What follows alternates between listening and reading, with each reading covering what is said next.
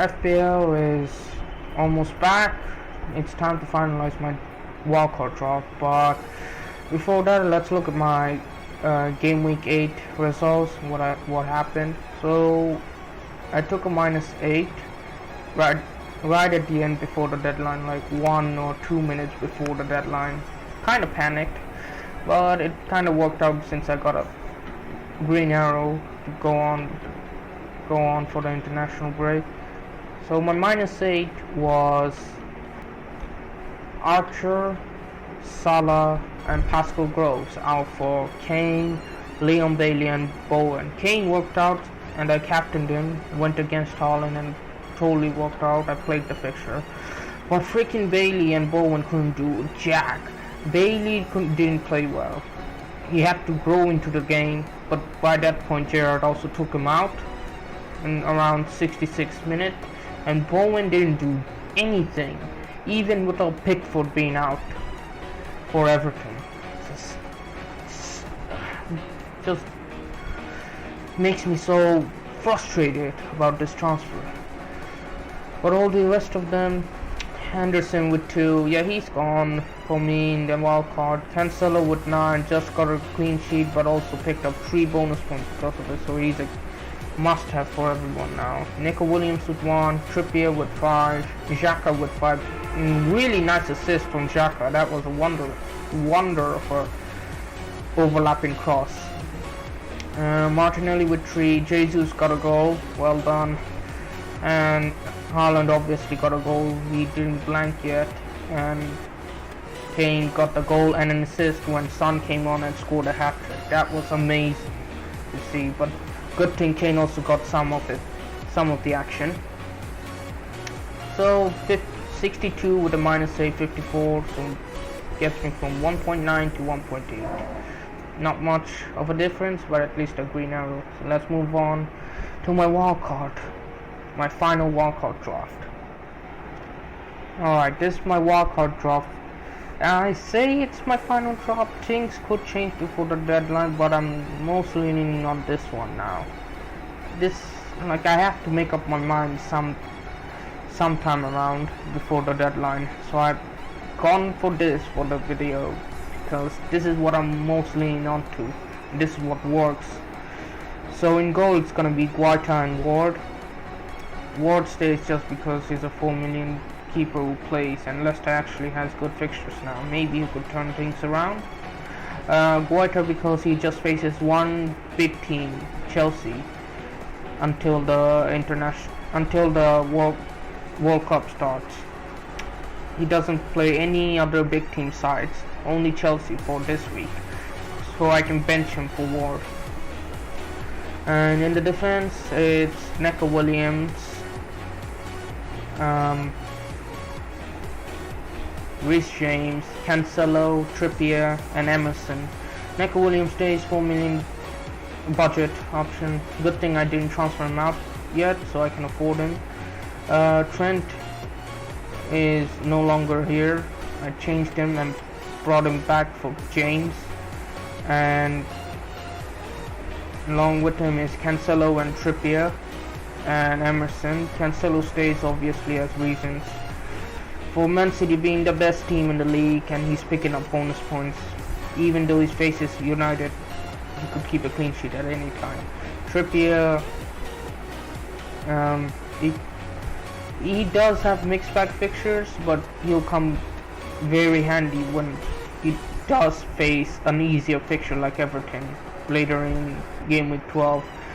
James, I brought him back because Potter's system, and James is the second most advanced player in Potter's system, and he's really one of the most popular players who got transferred in this week.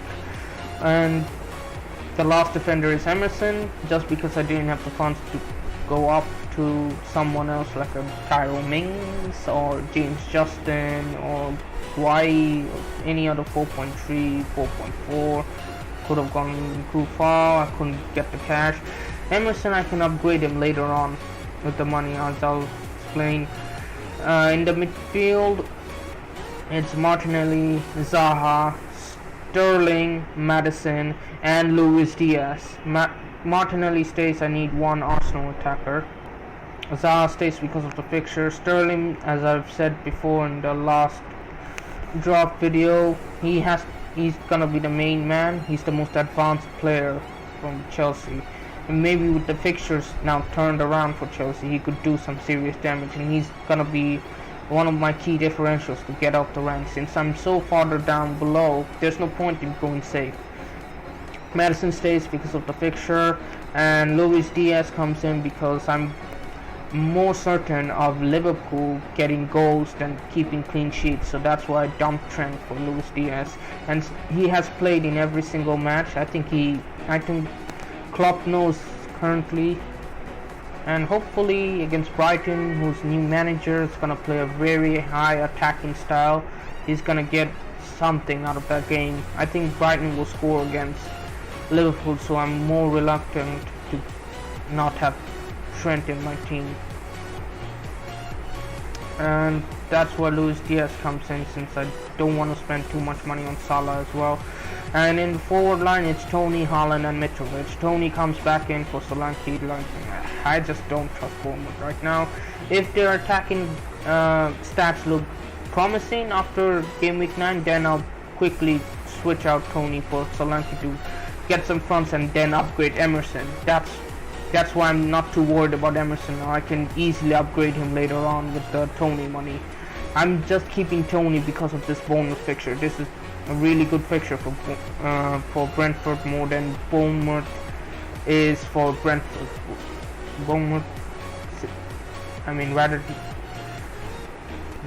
Rather than have Solanke, I'll probably gain much more ground and be safe than by having Tony than Solanke. Solanke is like very risk taking, and he hasn't proved that much that he can do much, and their attacking stats is the worst in the league, so I'm better off betting against him. And Haaland stays. He's gonna be my captain, obviously, since I don't have Salah. And Mitrovic stays because he's also a fixture-proof guy. He scored in every of the harder matches, so he'll probably score in the easier matches.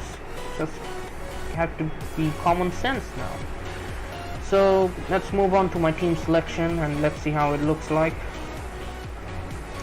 In goal, I have Ward instead of Guaita because Ward faces Nottingham Forest and Guaita faces Chelsea, and I have two Chelsea players in the starting 11.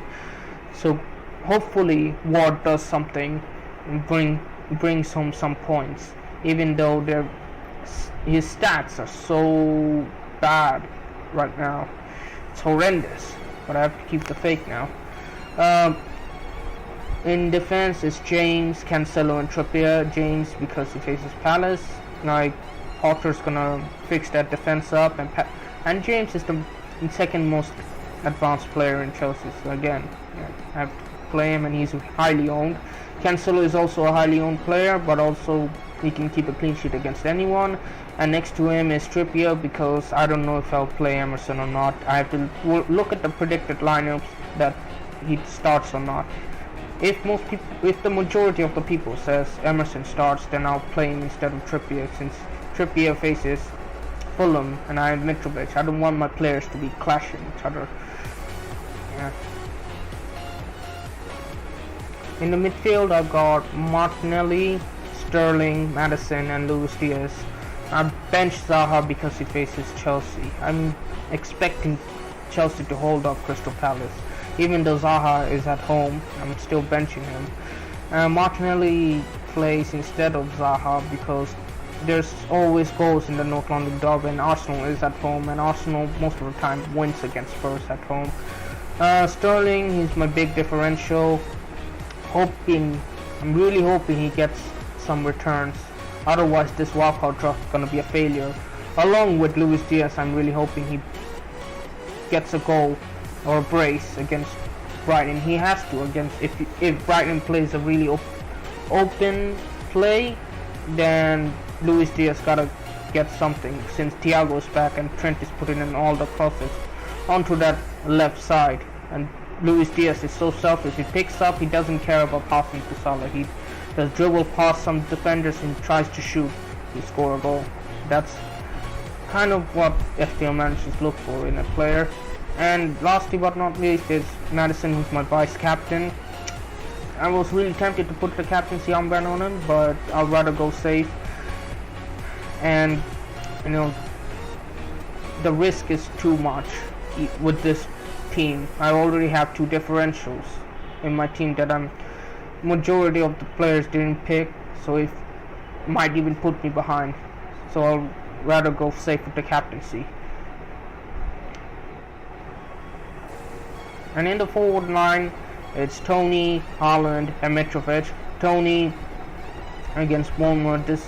This is why I just kept him this week. Even though he's away, Bournemouth is a much more weaker side than Brentford. Both teams are suspect in defense, but I'm believing Tony's quality against Solanke's fixtures this week. And Haaland is my captain, so that I gain something out of Haaland points. If I don't captain, I'm going against a massive majority of players who owns him and captains him. It's gonna be a big risk. And beside him is Mitrovic, who got injured in the international break, has some bandages around his ankle, but I think he'll be fine since he did play the match against Norway, and I think he'll be fine. Hopefully in the press conference he stated he's gonna play the match, he's okay to play the match. So that's about it. That's with my wildcard team selection. Hopefully this wildcard works. In my playing days of FPL, my wildcards haven't failed me too much. At least not in the beginning of 4 to 5 weeks. So hopefully this sets me up well and gets me high up the rankings and gets me out of this freaking top bot in this 1 million zone and gets me into the top 1 million or beyond. So yeah, hope you enjoyed it and catch you next time. Good luck. Get ready.